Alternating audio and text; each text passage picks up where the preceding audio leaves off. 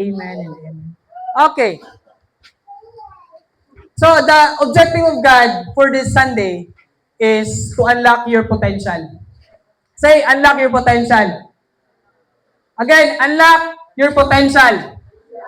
He wants us to recover our identity. Tungod kay nagdugay na ta sa kalibutan, na-change na itong identity na panglangit na ika, dili ikaw pang kalibutan lang. So, meaning to say, the objective of God is this, to unlock your potential, and in order for us nga masabtan na to ang pag-unlock ni Lord sa itong potential, gusto ni Lord nga iparemind sa tuwa ang atuang identity. And in order to do that, God wants us to be healed. He wants to remove that what clogs our heart. Also, He wants us to express our love to God. And He is calling us to be renewed. He is calling us to be equipped for His kingdom. So therefore, if you are not righteous right now, if you are a sinner, if you have a sick, if your life is not going well, congratulations. Because God, Jesus Christ is calling you. Just like kung saan niya pagtawag kay Levi. Si Levi, wala lang gibuhat. Naglingkod lang man siya. Pero naagi si Jesus, hey yo, boy, tax collector, follow me. Nag-evangelize ba si Jesus sa itong time? Nag-iingnan ba ni Jesus si Levi nga, kung follow ka sa kuha, blah, blah, blah, blah. Wala. Only 2 words. Follow me. If God is asking you right now, hey boy, hey girl, follow me. Are you willing to follow just like what Levi did? The moment you follow the Lord Jesus Christ, that's the moment that you will unlock your true potential. Because Jesus is God. And wherever nga muuban sa Ginoo, kasi di mahita mo pamuban ta kay Lord, ma-open up ta sa greater things. Mabala itong panglangit nga butang. O walaing pangandoy si Lord sa itong kinabuhi, kundi makabutan na to ang iyang pangandoy para sa tuwa. Amen? So, muna ginapasabot ni Lord nga, if you will just follow me, everything will go well, exon. Amen ba tayo na? Okay, so unsa din ginapasabot sa equip? Okay. So according sa definition sa internet, supply with the necessary items for particular purpose. So dili ka pwede nga mo biyahe ka dito, biyahe ka sa kalugar nga wala kay dalang sapatos, equipping. Di ka pwede matuskilan nga wala kay ballpen. Pag unsa ka dito, maminaw lang or unsa ba? Yung baton. So we need to be equipped. Prepare someone mentally, spiritually for a particular situation or task. So when you say equipping, ang pasabot na, gina-prepare ta. Not just ginasuplayan ta mga bagay nga kinahanglan nato, katong mga bagay, gamiton ko siya. But ang pinaka-importante dire is i-prepare ta mentally, spiritually to fight the battles. Amen? Ang will ni Lord is this. He will give us everything that we need and He will prepare us to do His will. Nasabtan na to? So, another definition. Equip means empowered, qualified, unstoppable, improved, and purposeful. If you feel weak right now, God will empower you. That is the beginning of everything. Empowerment, God will give you the strength that you need. And after that, you will be qualified. If you feel that like now, wala na kay kanang right sa kalibutan, wala kay right sa iyong family, sa iyong trabaho, and everything, asa na nga palibot sa imo, wala kay right to do the ministry of the Lord. But God wants to remind you today that you are qualified. Next is unstoppable. So when you say unstoppable, walay makapugong sa imo ba nga mubuhat sa will ni Lord sa imong life.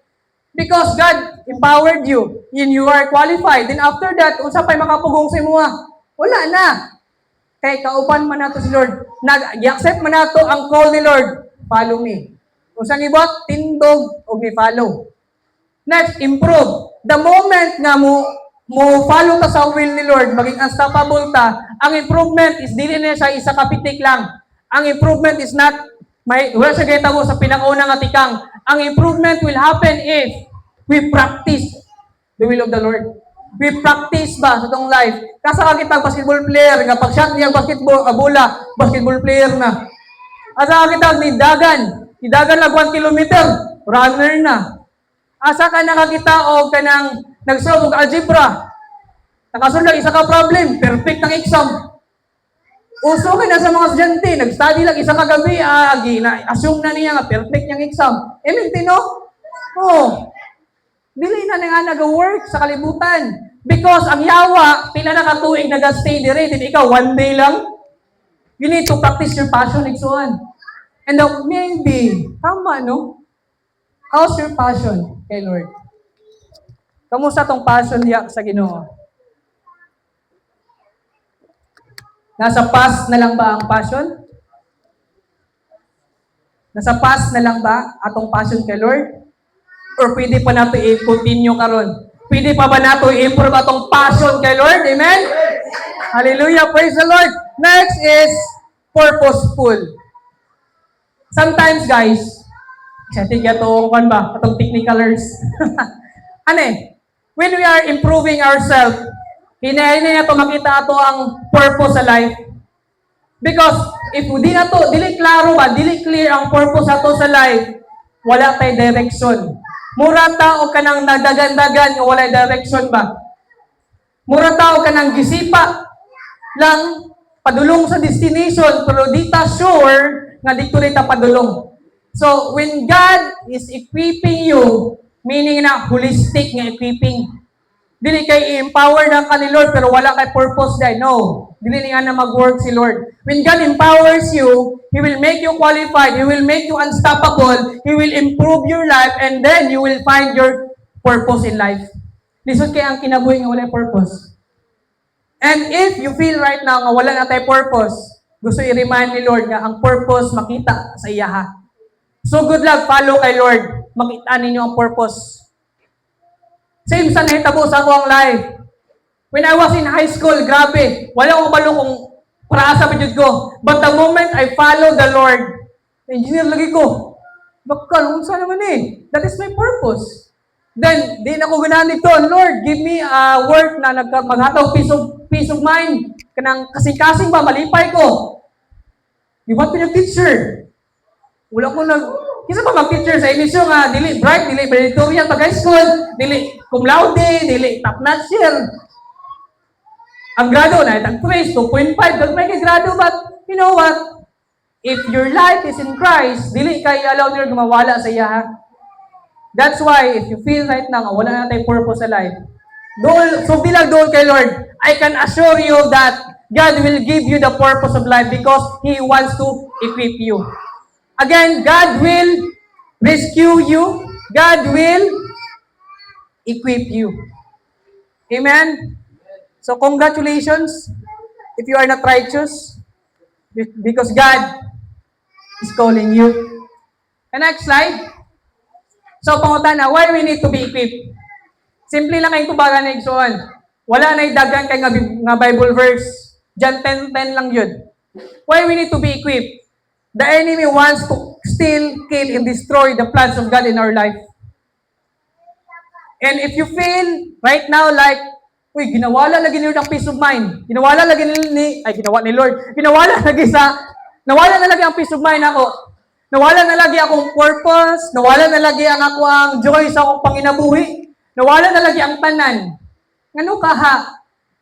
Siguro, nagdugay ta sa kalibutan. And God wants want us to be reminded that we need to be equipped in order to have the plans of God in our life. Isa willing magpa-equip kay Lord. Okay, next. So, God equips by rescuing, walking, and healing us. Wala, giingon nila nga, i-equip ka ni Lord, tagaan ka niya o kutsilyo. Halak. Wala, giingon. Instead, katong patinunan na si Jesus, di ba, gihapak sa iyang disciple kung dalunggan sa isa ka army? Kung sa ingon ni Juan, ayaw na buhata. Meaning, wala ta gina-equip ni Lord og any tools, nga physical tools, nga makita nga tools. Usa ang iyang gina-equip sa tuwa? A kind of heart that is obedient kay Lord. And God equips us by rescuing, walking, and healing us. So, ato na siyang i-discuss detail by detail. No? Number 1, balik. The rescue. So, the rescue. After this, Jesus went out and saw a tax collector by the name of Levi sitting at his tax booth. Follow me, Jesus said. So nakita sa Ginoo ang imong situation igsoon. Wala the moment nga nakita ni Jesus si Levi, wala pat siya nagkaroon ka ng conversation with Jesus. That's the first time nga nakita ni Jesus si Levi, according sa Bible scholar. Pero without any conversation sa isa ka tao, anong kabaluman si Lord nga, kana si Levi, ako ang isa ka disciple. Kana si Levi, I know the situation, that's why ginatawag na ko siya. That's why gusto na ko siya i-rescue. What if dugay na ka ginatawag sa Ginoo na mo-follow niya? What if lang? And if imong heart karon na ay something na nag-move diha, murag ka lang na imong heart. Maybe that is the work of the Lord, the Holy Spirit, that is moving your heart to follow God. Pero bugat, what if dugay na kaginataw sa Ginoo nga mo-follow niya? Pero bugat ra gyud kaayo imong gina-carry, imong dili ka makatindog sa imong ginalingkuran. What if tungod kay bugat na kayo imong ginalingkuran, imong ginadala sa kalibutan, murag ang tibuok kalibutan imo na ginalukdo, lingkod nila ka permente, di na kakatindog. That's why you cannot follow the Lord. What if ni ana di ay? But you know what? According to Matthew 11 verses 28 to 30, paminaw if nabugatan na ka, this is the word of God for you. Come to me, all you who are weary and burdened, and I will give you rest. Take my yoke upon you and learn from me, for I am gentle and humble in heart, and you will find rest for your souls. For my yoke is easy and my burden is light. God will carry the burden. That is the promise of the Lord. You just need to stand up. Ayaw na isipa ang kabugaton, stand up lang ka and follow the Lord. And ask the Lord, Lord, nag-move na ko. Nitindog, nag-get up na ko. Kung saan baton na lang na ko, Lord, follow na lang rin sunak. Ako na bala sa imong kabugaton.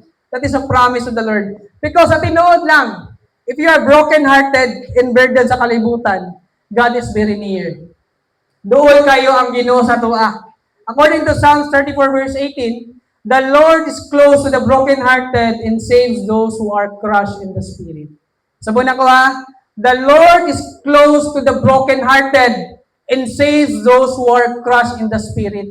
If you are broken-hearted, if your spirit is very crushed, God will not just rescue you, but will save you from that situation. Amen?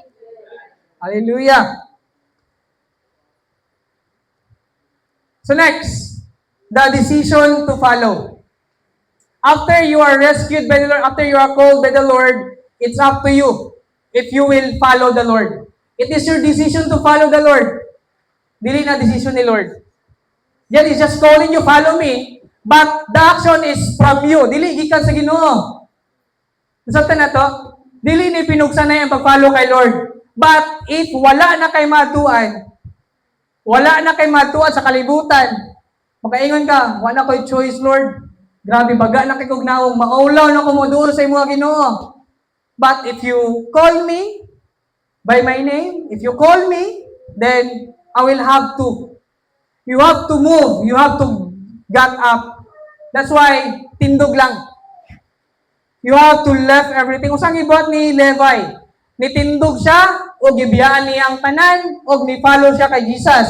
Ang tanan dire, wala ginaingon nga imong trabaho, imong biyaan. Wala ginaingon dire nga biyaan imong pamilya.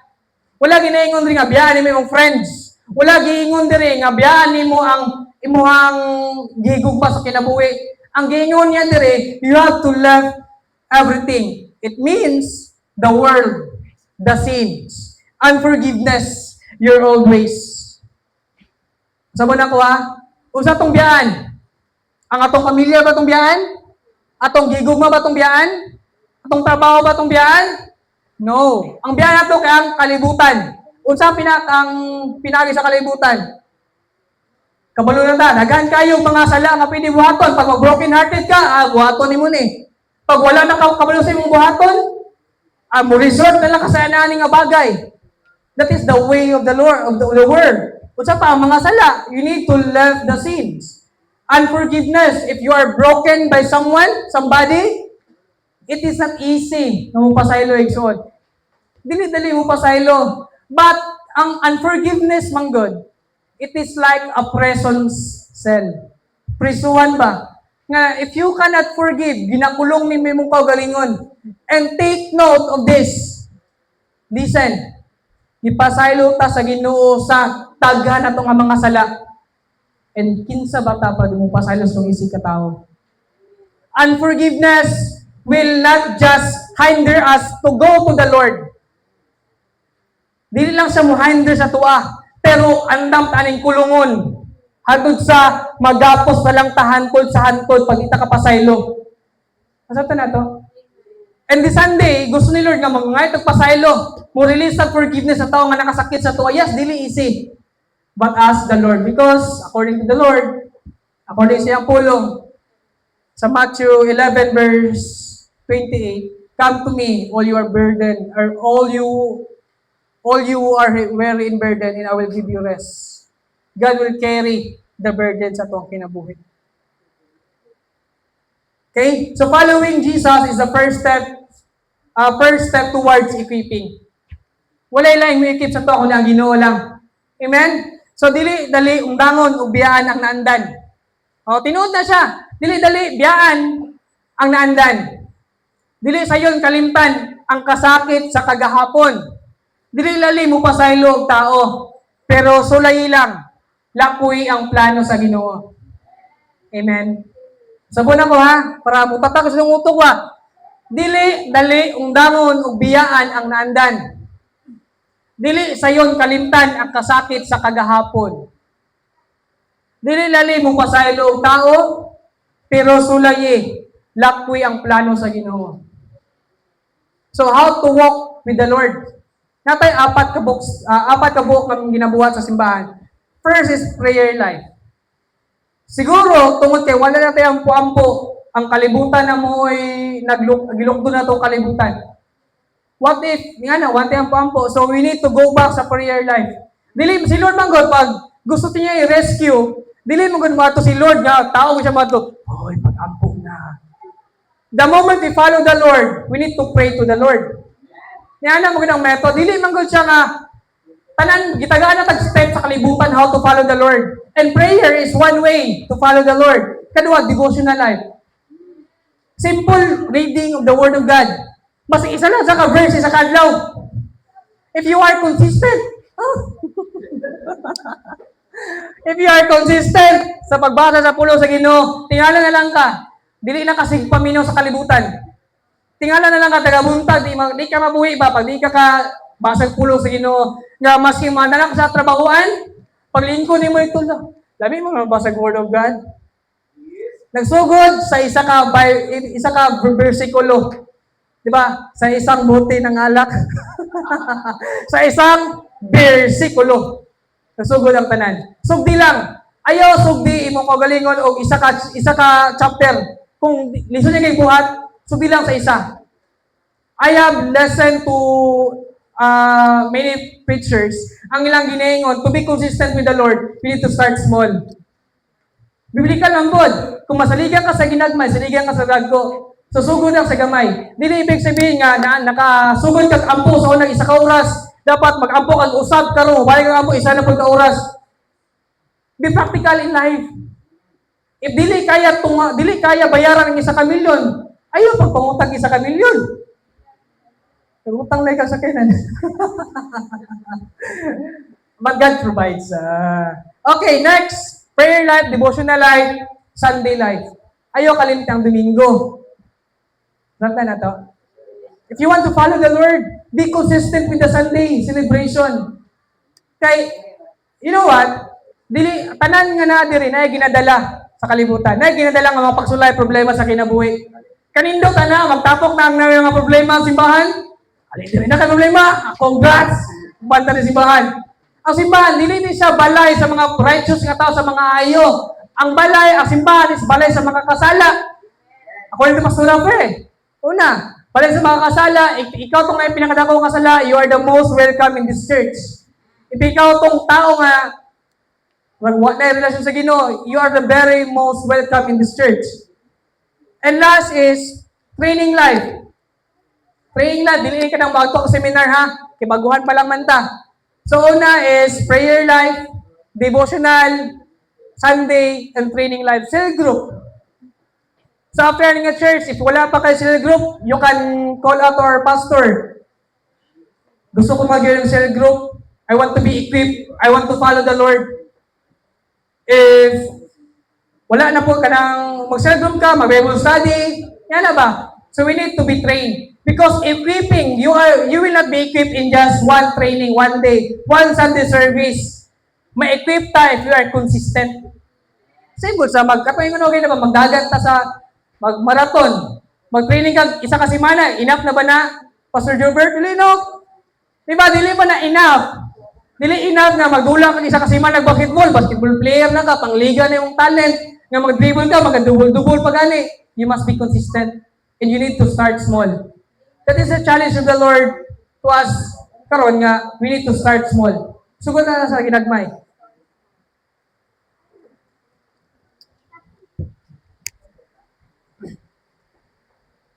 Next is the attack. Importante kini siya masabtan itong the attack. The moment that we follow Christ, naging attack sa yawa yun. Kuya, anak, magkasauna, manubal na yung kanila. Nagsilugot na, praise the Lord, praise the Lord. It is a very common attack of the enemy. Di ba nagtagay mo tagabi eh? Nasandali ka karon. Amen? But, again, pasabot na ko sa inyo, Ikson. God, this church, tanang nga makakasal is very welcome. And the love of God to us is permanente. So the attack, the Pharisees and the teachers of the law who belong to their sect complained to his disciple, why do you eat and drink with the tax collectors and the sinners?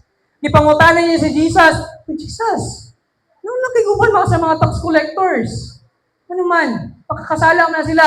Pero sa ingon ni Jesus, I have come not for the righteous, but I have come for the unrighteous. And normal lang attack, igsoon. After you follow Christ, after you tumugawas dire, ang demonyo nag-atang na. Wala siya glayon. Paala nang yawa, no? It's very normal. If you want to change, nagini mo atake sa tuwa. Dili man pwede nga, mag-eskwela ka pero wala exam. Satan na to? Matest ang ato ang pagtuo, ang ato ang integridad, ang ato ang boldness, ang ato ang decision, pag makaagi na tagpagsulay.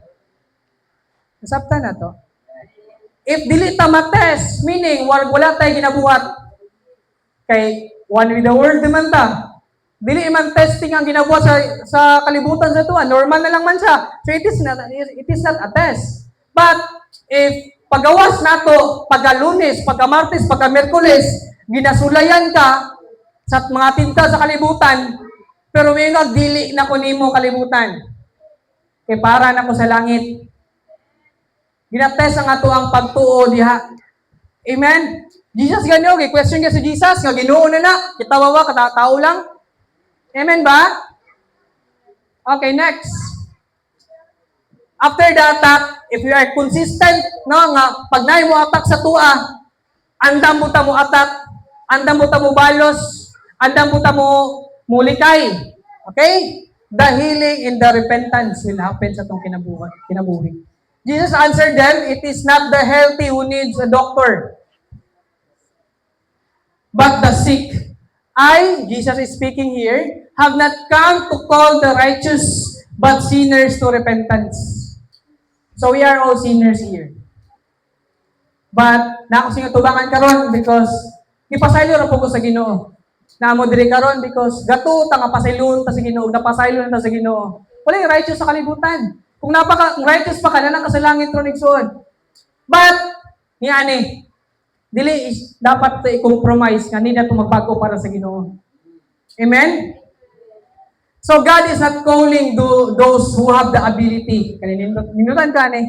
God is not calling those who have the ability, but those with disability. E feeling mo, dili ka makatindog sa pulpit kay, there's something pag disabled sa mo ba? God is calling you right now. You can still go back. You can still go back to the way you used to be sa past. You can still go back sa ministry. You can still go greater than sa imong nabuhat sa una because God will equip us. Wala ginatanaw sa Ginoo kung unsa imong kaya buhaton para niya. What God cares is this, kung unsa iyang kaya buhaton sa imuha. Sabon ako wala ginatanaw sa Ginoo kung unsa imuhang kaya buhaton para niya. What God cares is kung unsa iyang kaya buhaton sa imong kinabuhi. Amen. Because the love of God does not care about what you have done, He cares about you. Love ka ni Lord dili tungod kay maayo kay kamo drums, maayo kay kamo wali, maayo kay kamo kanta, maayo kay ka mag-host, maayo kay ka manglimpyo. God loves you because of who you are. Okay? He cares about you and what He can do to you. Mo lagi nang gusto ni Lord. Masabta na to ba? Regardless of everything. Regardless of your capabilities, unsa ka ka-bright, unsa ka kamaayo, unsa ka kagwapo, unsa ka ka-talented, regardless of those things. Dili na mo ang ginatanaw ni Lord. Ang iyang ginatanaw, unsa iyang kaya buhaton sa imuha. Layo kay pananawon ni Lord sa tuwa ba? Isuon, layo kay pananawon. If we can recall, if we can remember katong sa una, kung kinabuhi sa una, o karon isipa daw, layo na kayo.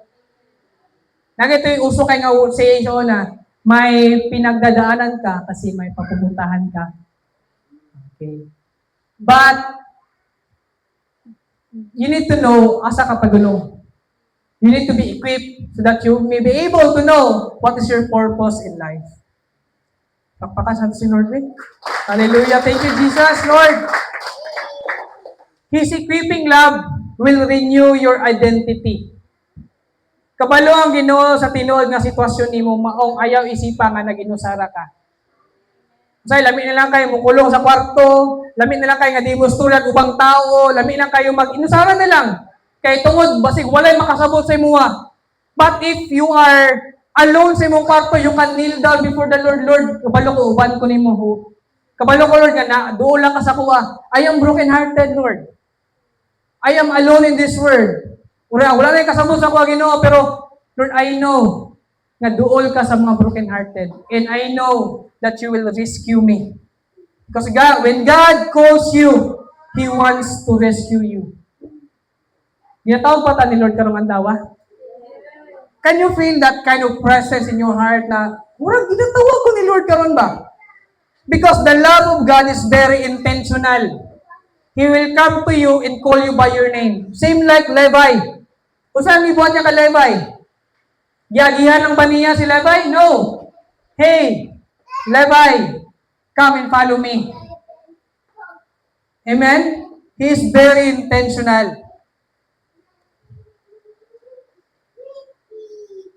Next slide.